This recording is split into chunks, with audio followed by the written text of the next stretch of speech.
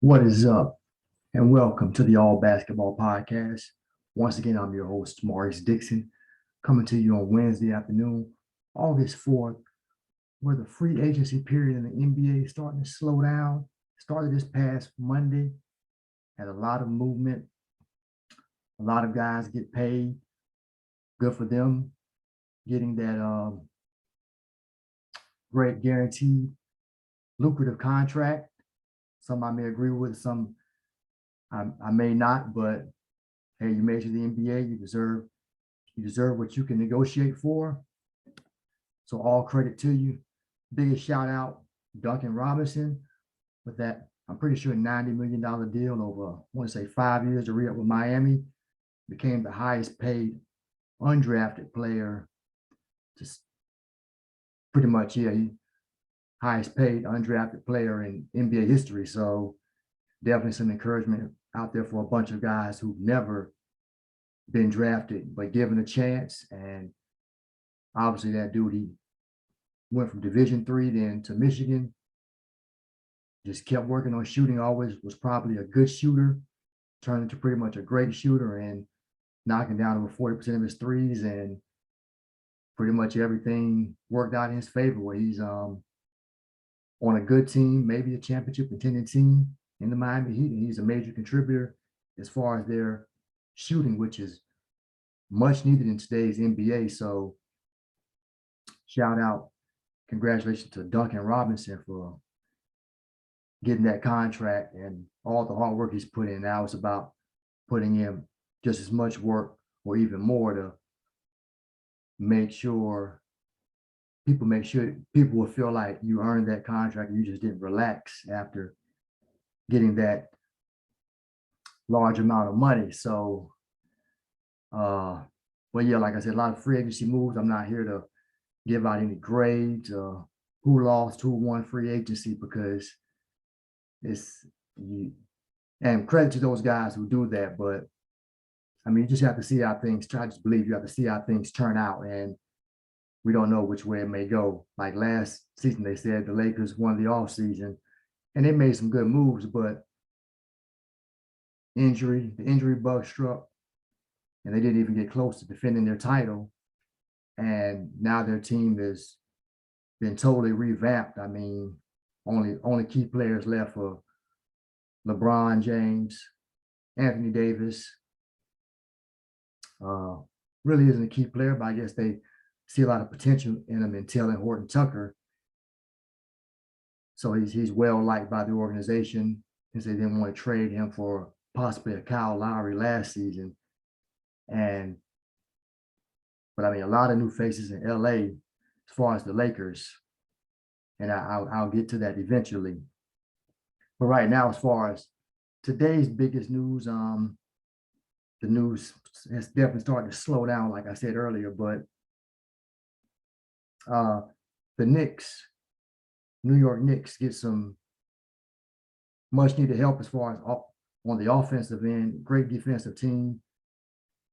No one was really highlighted as far as being a member of the all defensive team last year, but collectively those guys played great defense, and they got them to the playoffs, even though they got beaten 5 games by Atlanta.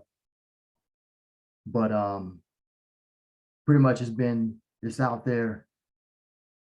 Kemba Walker, who was traded to OKC from Boston, is agreeing to a buyout with OKC, which no one is surprised by. I thought they'd probably swing a trade, especially since they just paid Shai Gilgeous-Alexander 170, and he seems to have a bright future.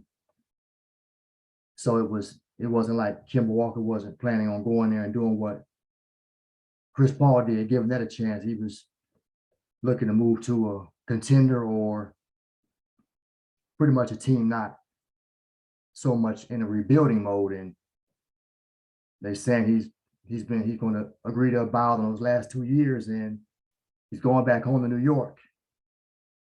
Good for him. I mean, they need a point guard. I know they have Derrick Rose. He comes off the bench.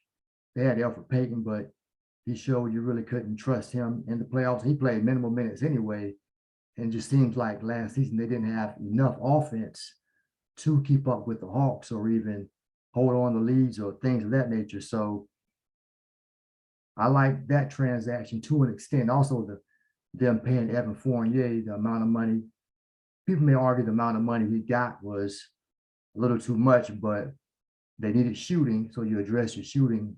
In today's NBA, you need three respectable three-point shooters, and they gave up a little defense because Reggie Bullock, shout out to the former Tar Heel, he went to Dallas, and so you give up a little defense, but you get probably just as much shooting from the perimeter from Fournier, maybe even a little more. Fournier can create a little bit. You saw he had, if you guys aren't familiar, he didn't know he had 28 in the game. I can't remember can't really call what country he's from at the moment, but it's not Spain, but whoever. He had a good game. He had like 28 against the US. I think they may have beat the US. I think that was if not the exhibition, the first round of when they officially got over to Tokyo. I know he scored 28 against them. And so everybody was raving, was like, these international guys, it's weird they get to the playing before their country and their chest sticks out a little farther, so to speak. I mean, yeah, Rubio for Italy just recently dropped 38, even though they got beat. But Ricky Rubio, I never remember him really definitely not hitting that high of a point total in an NBA game. Great passer and everything, good defender. But I mean, for him to drop 38 with that really awkward shot, kind of a slow release, but international play when it comes to playing for his country, he's focused in, and so as far as going back to the Knicks, getting Fournier and Walker, re-signing some of the other guys who helped them play well, I think these are good additions to help Julius Randle and RJ Barrett with the scoring load and Rose, and you still get something from Alec Burks. But it's just, I guess the biggest question I have is, as far as Kemba Walker is, how healthy is he going to be? Maybe they don't give him a long contract. Maybe they kind of give him a one-year deal with a second-year option or something, because last year he only played 43 games, and he wasn't very good a lot of moments during the season, even though he ended up averaging 19 points, ended up shooting 49% from the field and 36% from three. 42% from the field. So that's not great. Similar to his early numbers when he was a rookie in Charlotte. But the question I have is, have we seen did Charlotte get the best of Kemba Walker? I mean, he's always kind of had knee issues, and that definitely cut his season short last season. So is New York getting them at the wrong time on the downside of things? He did just turn 30, so he's leaving that prime of his career, or still in it, but it's pretty much only so much going to be a downward slope from this point. So I just not wonder how much he has left, but it really just comes down to how healthy can he stay. I mean, and it just didn't work out those 2 seasons in Boston. I mean, maybe it was the fact of Brown got better than you had Tatum, and maybe it was the offense.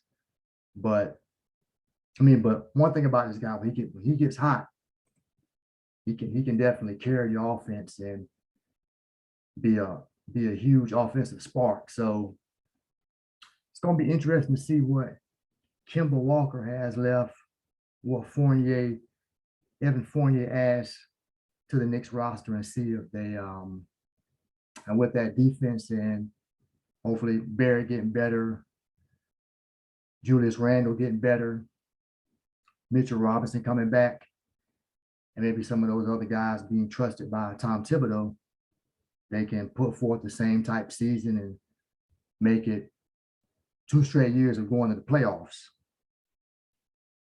Also, just came out today, Victor Oladipo, who was traded to Houston, then Miami last season after some time in Indiana.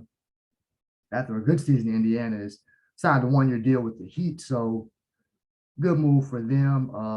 Unfortunately, after that nice dunk he had, he injured his knee during the regular season last year, and that ended his season. So he's having injury issues as well. So, but with the moves they had made, because they brought in Kyle Lowry, Kendrick, is it Kendrick Nunn? I'm drawing. Or pretty much none. He's departed, and they traded Dragic and Precious Achua to Toronto for Lowry. And so Jimmy Butler resigned. Like I said, Robinson, he resigned. You still have Hero. And they also brought in champion PJ Tucker, who surprisingly thought he would be back with the Bucks, but I guess just financially it didn't work out for them, with them bringing back Portis and deciding to bring in Rodney Hood.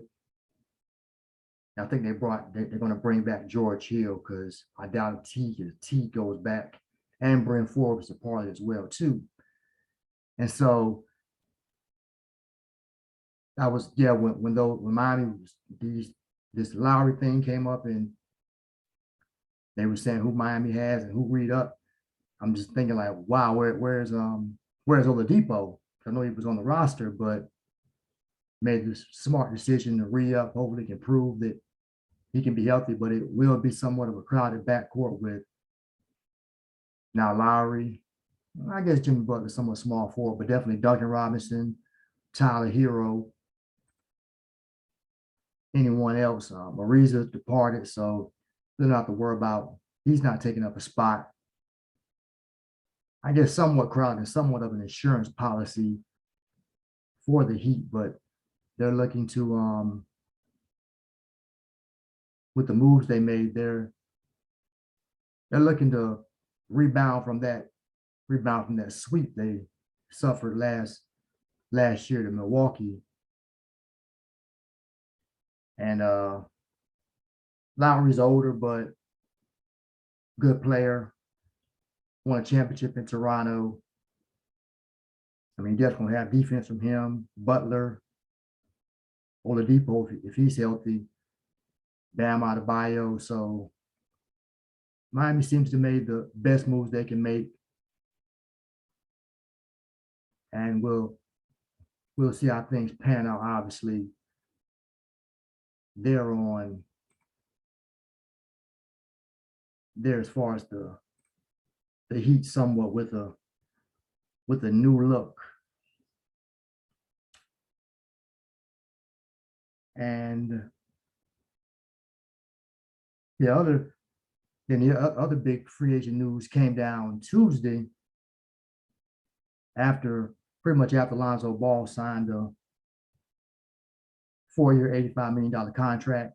One I'm too much not even in agreement with, but I think he's a little overpaid, but maybe he'll prove me wrong. But he has shown some improvements, definitely with the shooting, 3-point shooting specifically.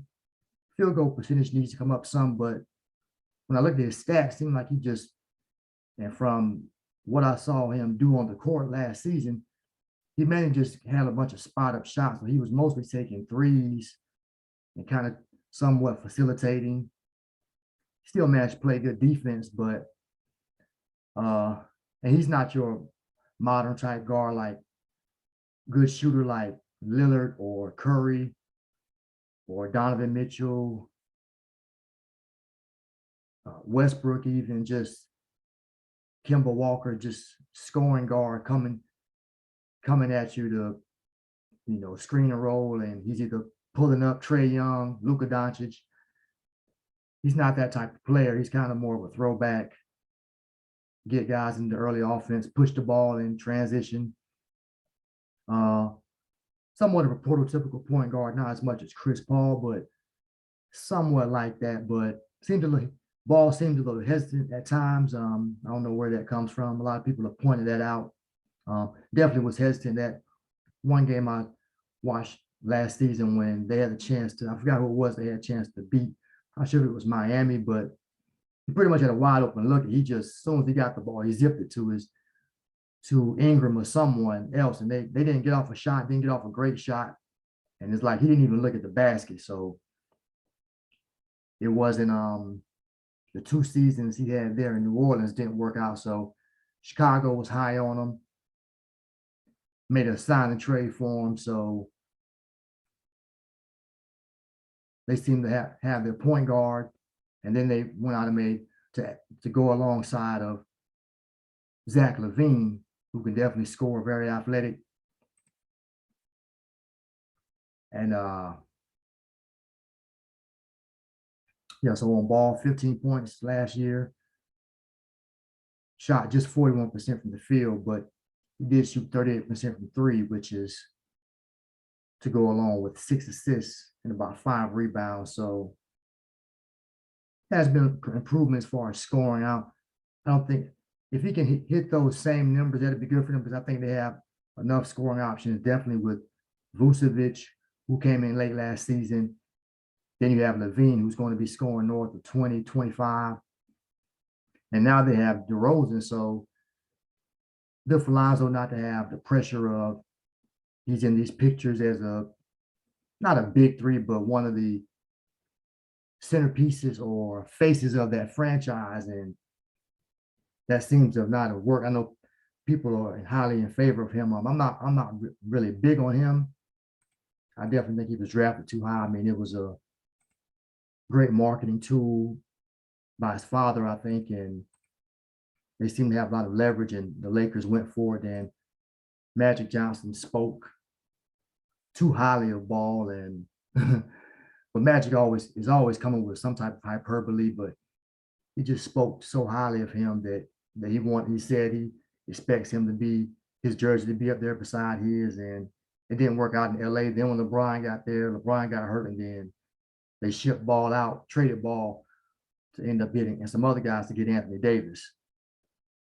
But and then yeah, so if he continues to do what he's been doing, and if he proves even to become even a better shooter, then that would be great because there should be open looks with LaVine, Vucevic, and now with them trading for DeRozan, deadly in the mid range.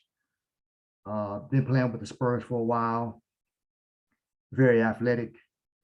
Still pretty much in the prime of his career, but they're just going to have definitely some scoring options and some other guys. I thought they would get rid of Kobe White since they brought in those 2 guards, but he's still on the roster, so he can come off the bench, and he's had games last year when he lit it up. Shout out to him as well, former Tar Heel. And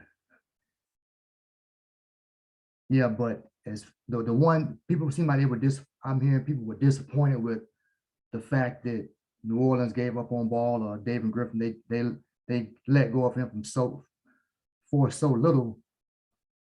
But the one thing I do like about it is that he got away from Brandon Ingram. I thought him and Ingram's run is just of losing together, and even though they didn't even come close to getting a play in it last season. So I thought it was, and I heard that Zion and Ingram spoke to the organization, maybe to David Griffin specifically we want Lonzo back, but they decided to go other ways now. But I do think it's the separation of him and Ingram is kind of a good thing. I mean, and that team's defense was bad, but now you have Ingram, they brought in Devontae Graham, see what he can give them.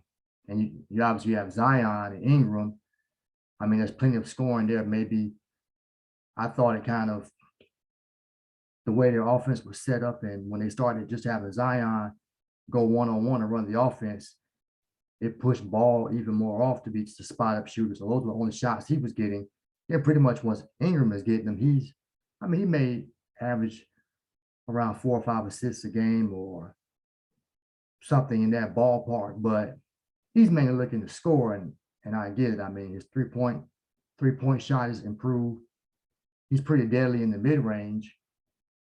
And I just think it was good for him and Ball to separate and kind of see what they can do without each other since Ball joined, because Ingram was there first, then Ball came, to let those two be separate of each other and see if it'll work out better for both of their teams, because at the moment, both of them have not helped the team win. So maybe Ball's in a better situation now with the guys who he's going to be joining, also other California guys, and not I think as far as region, I mean Ingram's from North Carolina and everything, but maybe him and Zion and the Pelicans getting Valanciunas and, like I said, Devontae Graham, getting rid of Bledsoe, filling out the rest of their roster to see if they can be a better team with the new coach, Willie Green. So interesting things to look forward to there, and definitely in Chicago and maybe in New Orleans. See, I guess just pretty much let's see who gets better first. I mean, because both teams were expected to qualify for the play-in last year, and they didn't even do that or get one of those lower playoff spots, and New Orleans fell too far behind quickly. Then Chicago had a really good chance, but they just didn't hold on. Washington made a late push. Indiana and Charlotte was a big surprise. So neither one of them even got a chance to play in the play-in tournament. And so now moving on to, I guess, the bigger news that came around the draft when Cade Cunningham became the #1 pick going to the Pistons. We'll see what he has to offer. Jalen Green went to, who had the second pick? I know Mobley went to Cleveland. Jalen Green was drafted by, wow, stuff.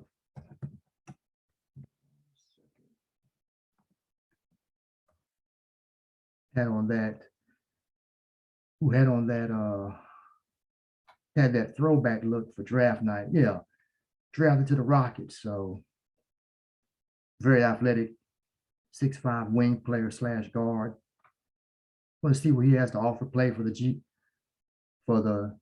League Ignite team.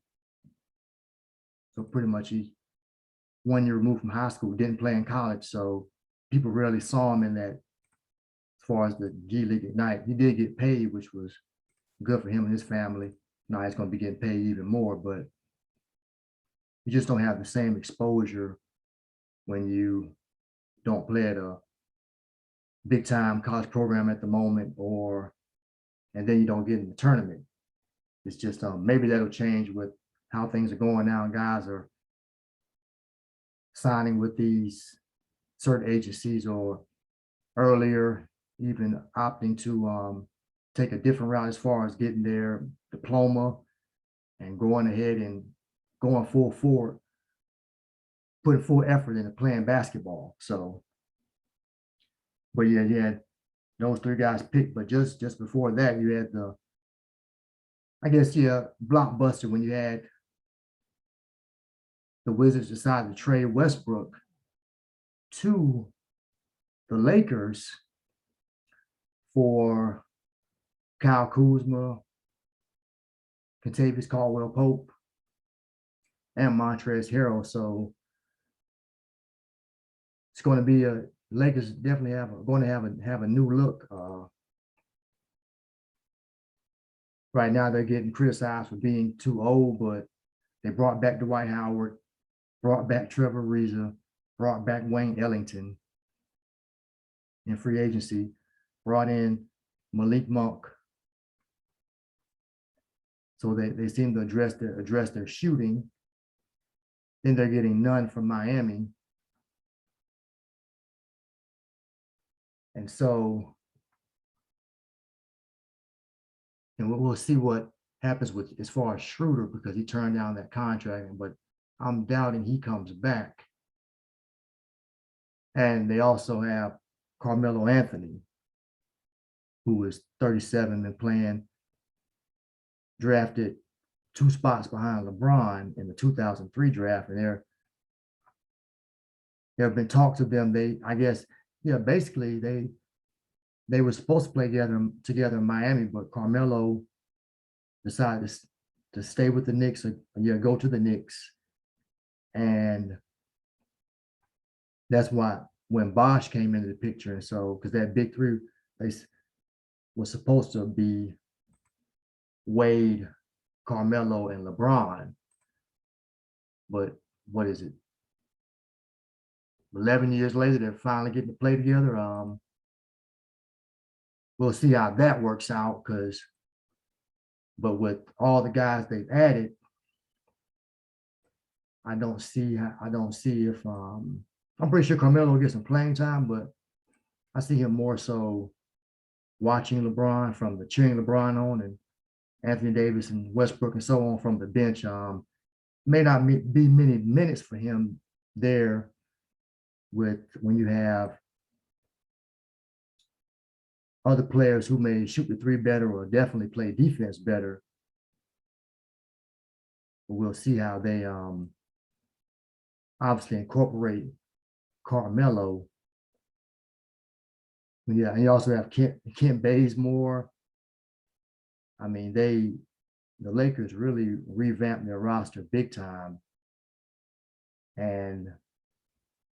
But obviously the biggest question is going to be, can LeBron control Westbrook? And we've seen over and over again that this guy's had issues. I mean, plays hard, gets triple doubles, can't question him as far as that. But when it comes down to making the right decision late in games, he's taking bad shots, made bad decisions. And if you heard me on previous podcasts, even with the panel on here, I've argued ad nauseum with people about Westbrook's late game decision making and just how you can't trust him at the clutch. Even called him out of his name a few times. Not anything derogatory, but there is the Chuck Brook term and Westbrick, which he kind of which is definitely part of his identity.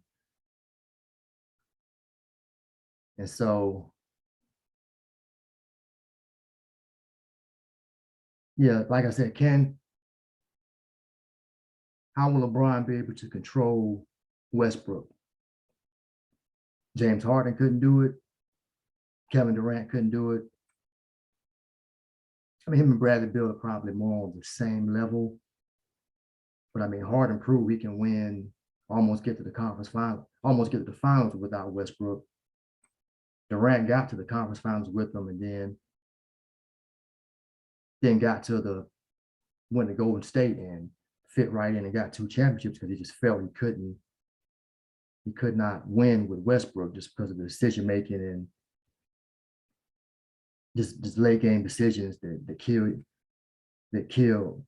will kill any team. I mean, bad late game decisions that will kill any team. And so I think it's going to be LeBron's biggest it won't be his biggest accomplishment, but it'll definitely be a huge accomplishment if he can, I hate saying control Westbrook, but maybe have Westbrook do something differently than he did before, make better late game decisions. Don't shoot just because you're open. Look to maybe attacking dish. Look for Anthony Davis first, or LeBron first, or a shooter. I mean, he's great at making plays, so you just kind of wonder who's going to take a step back. I mean, the Lakers pretty much do have a super team with those guys. Definitely a big three superstars, three future Hall of Famers. So I don't think there's any disputing that. I mean, yeah, people might say, okay, Westbrook he's a very flawed superstar, but he's still a superstar. And if you put this game on NBA 2K and a good person is playing, they're going to give you problems. But obviously, this isn't NBA 2K, and this isn't in a vacuum. This is the NBA where people scheme and watch film and know your weaknesses, and they try to make things as uncomfortable for you as possible. But yeah, if LeBron can get Westbrook to play the right way, play much smarter than he has shown us in the past, kudos. It would be big ups to him. It would be great on his part. And I think he may be able to keep him in check so to an extent because of who he is, because he is LeBron James. His cachet, his ego speaks loudly. It fills the room when he comes in. And Westbrook may finally show some respect towards that. Maybe that's definitely what he maybe lacked with Durant. He may have thought he was equally on Durant. Him and Durant were equal, but LeBron has already shown in Miami, I had a big three. We won 2 championships. In Cleveland, I had a big three. We won a championship. I've been in the finals. I went to the finals 8 straight years, 10 times total. And so then obviously I came to your hometown, Los Angeles, got Anthony Davis, some other role player guys, Pope and Caruso, Dwight Howard, and we, even though it was in the bubble, we won the championship. So my resume speaks for itself. So find your place in this system, in the way we do things, and maybe I can finally get you that championship, because we're definitely going to be a threat. But this is going to be interesting to see who falls back into that sacrificial role. I don't think it should be Anthony Davis, especially if he's healthy. Too talented, too much of a mismatch problem. It would be the worst thing for him to fall back into the role that Kevin Love and Chris Bosh played, because now LeBron's 37 years old. A lot of miles on those tires. Westbrook, inconsistent shooter. Starting to slow down somewhat, but not athletic. He's going to need a lot of shots to get points. Yeah, he's going to hustle and get rebounds, get assists, but so who's going to take the step back? Or will LeBron just take the step back, maybe play more point guard, turn Westbrook into an Iverson type player, or Westbrook moves more off the ball? Will he fall in that role and be like the second scorer behind Anthony Davis? So they're going to have some things to work out. Definitely going to have to get some chemistry. Got a shout out Rob Parker. He said on The Odd Couple, like, yeah, it's a chemistry experiment, and pretty much the lab is going to blow up. Those are his initial thoughts on it. I'm not optimistic about it, honestly. I just think Westbrook is showing you who he is. Has a very strong personality. I don't know if Anthony Davis's personality will be big enough to kind of make Westbrook take a back seat to him and LeBron. I think LeBron's personality is strong enough, but Westbrook is showing you when he has the ball, sometimes he just makes crazy decisions, terrible decisions. Sometimes he does make the right play, but ever since he left Durant, I mean, he hasn't been out of we only made out the first round once and that was with Harden in the bubble. Then they just got handled by the Lakers. So I'm not optimistic about it, but I wouldn't be surprised if they definitely made it to the finals. I know they're old, but with good health, they have a lot of talent. They still have LeBron James and Anthony Davis. Then the Westbrook plays the right way. It's just a lot of offense to stop. Then they have very capable defensive players, and they have some shooters. We'll see who works out as far as whether it's Bazemore or Wayne Ellington, Ariza. Carmelo can get hot. Malik Monk, if Taylor Horton Tucker is going to show us something finally, show us more. Kendrick Nunn can be, if he's going to start at point, well, no, he won't start at point guard, but coming off the bench, what kind of impact is he going to have? And just how Frank Vogel is going to have to work it all out. Los Angeles is known for drama. So this could be very drama filled. And we'll see how it shakes out.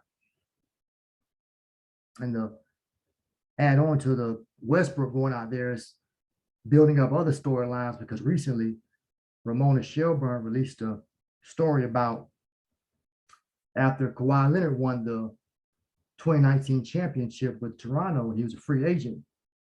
He was trying to decide, obviously, between there or going to the Lakers or going to the Clippers. And so ultimately, as we know, he went to the Clippers, but in that whole process, remember Westbrook was still in OKC and Paul George was there with him. She reported that Westbrook called Kawhi, said, hey, I want to come to the Clippers with you. Come back home. And I guess Kawhi heard him out, obviously, but in the end, he chose instead to contact Paul George and get the moves made to get Paul George to be his sidekick. Some people say foul on Kawhi's part because one guy came to you saying, hey, I want to join up with you. But then on the other hand, foul on Westbrook's part because he was going to pretty much seem like Paul George has settled into wanting to play in OKC.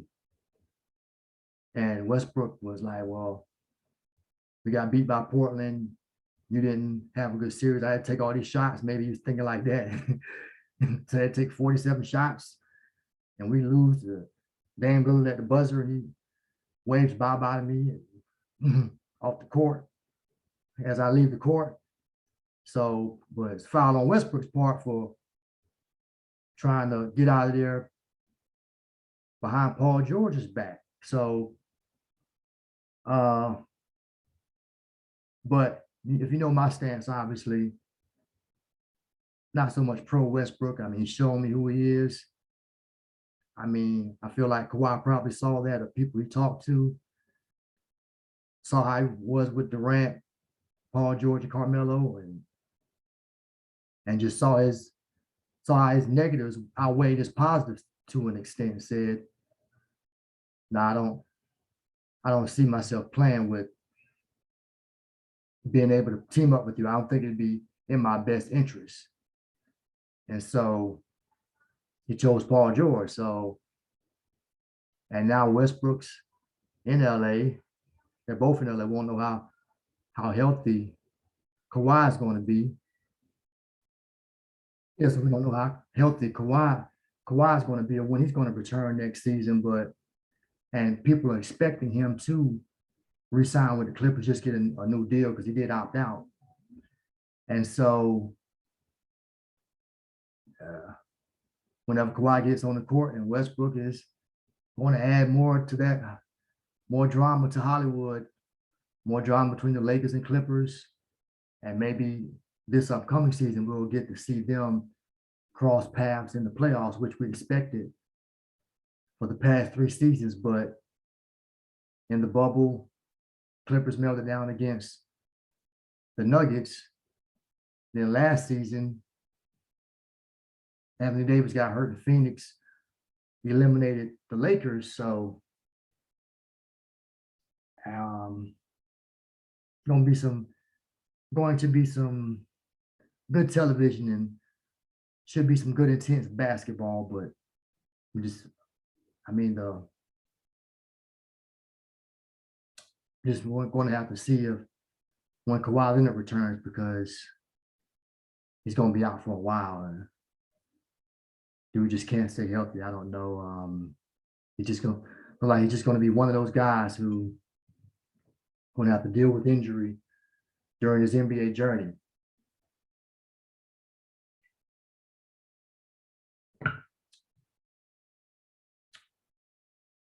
And a lot of guys moving around in free agency. We'll see how they'll adjust to new environments. Who holds out? People can still get traded or released. Maybe some more of that taking place. And I guess the thing that stood out to me is that Jeff Green, I thought he'd stay with the Nets. That was his 10th team last year, been in the league since 2007. Now he's going to Denver. So that'll be 11 franchises that he's played with. Hey, got to give it up to the man. He knows how to keep a job in the NBA, and good for him too. As far as you tend to forget, he had that heart condition when he was in Boston, but he overcame that, came back, and everything's been going well for him. So very happy for him. He's definitely blessed for being able to continue his basketball career. But 11 franchises, I think Ish Smith, he may be the 11 or 12 too. He just signed with another team. I'm pretty sure I came across that as well.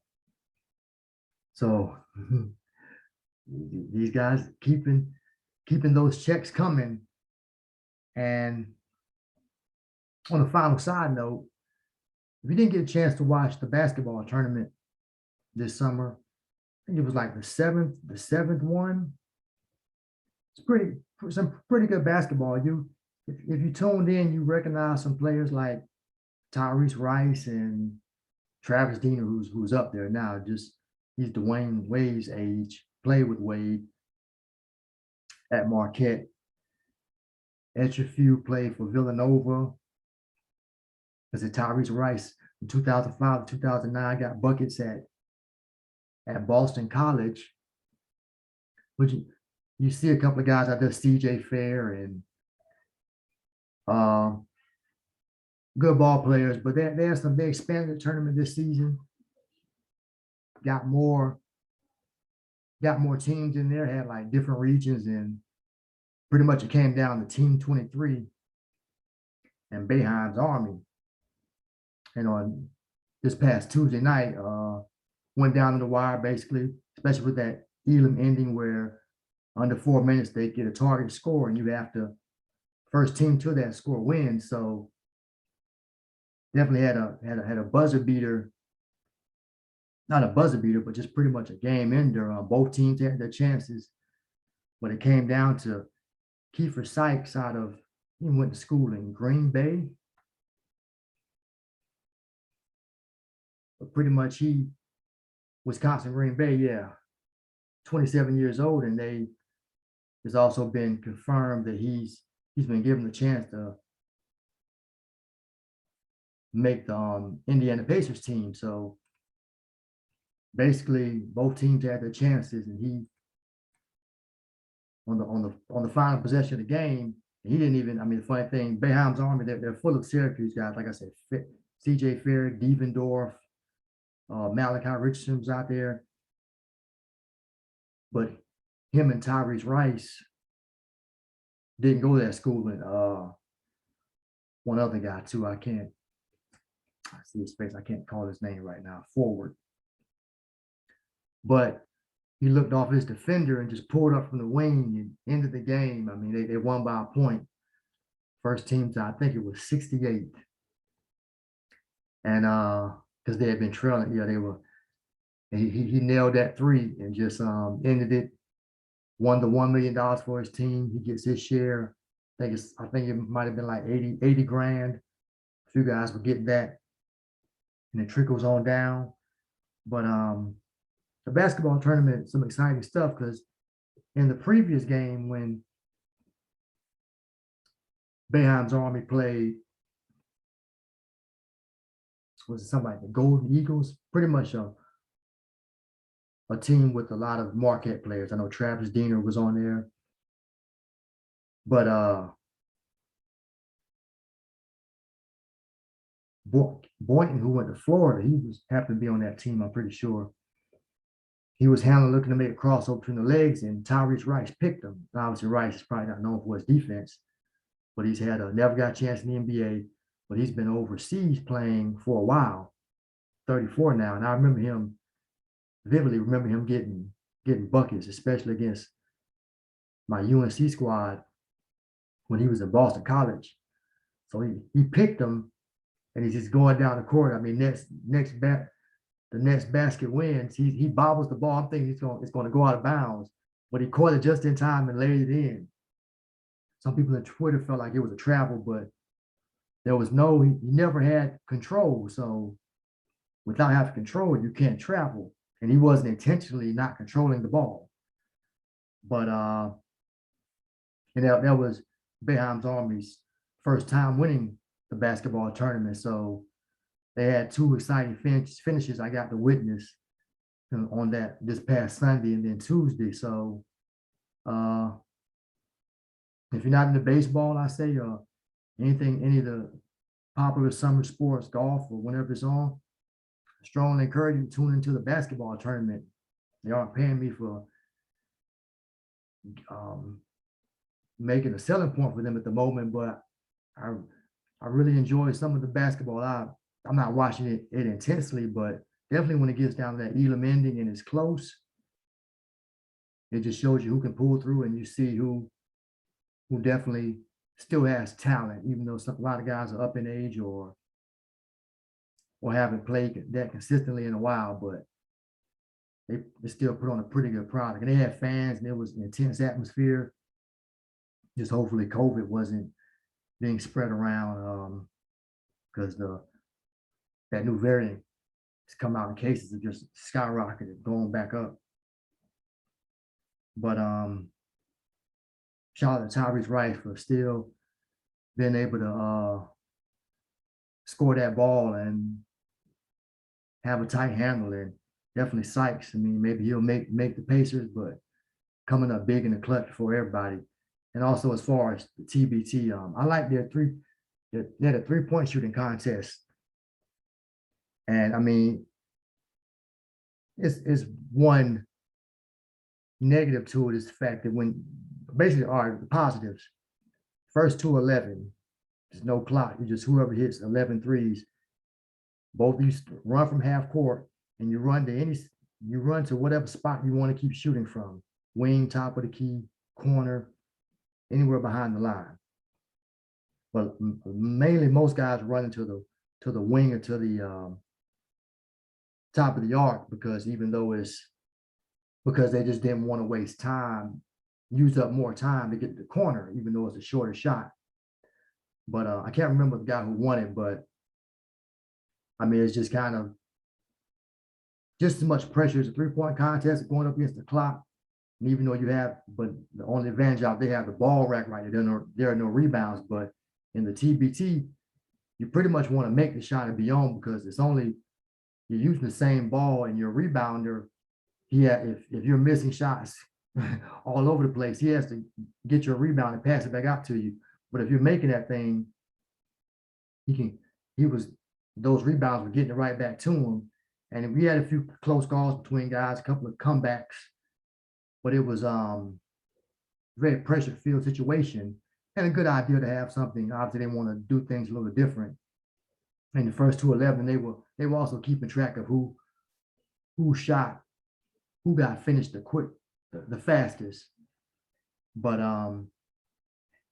good stuff to watch even though the NBA ended a little later this year, but the basketball tournament was pretty entertaining, if you ask me.